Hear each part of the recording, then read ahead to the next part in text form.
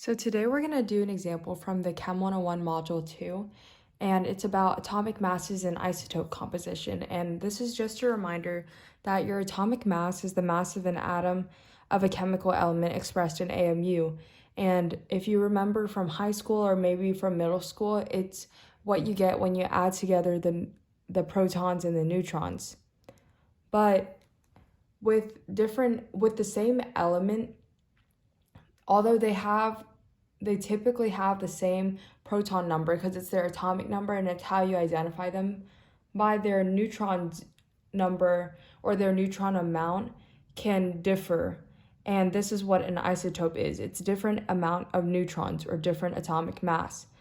And to figure out the atomic mass that you have on your periodic table, sometimes they'll give you the relative amounts and abundances of all the different isotopes, and you can't just average out the numbers because they don't occur on Earth in the same amount. So what you have to do is you have to use their percentages and multiply the isotope mass by that percentage. So in this example, it said an unknown element X has isotopes 126X at 22%, 0.00, 128X with 34.00% abundance, and 130X with 44.00 abundance.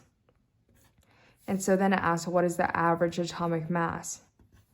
And how you would do this is by doing 126, because that is the atomic mass of the first isotope, times 0.22% plus 128 times 0.34% plus 130 times 0.44%.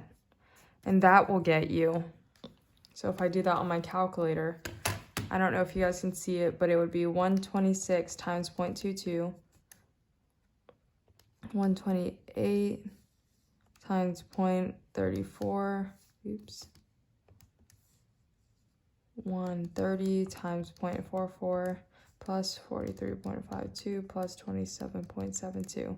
And that'll get you 128.44. And you have to remember that you're not done yet because you need to remember to check for sig figs, and in this case, this is correct, and it is 128.44 AMU.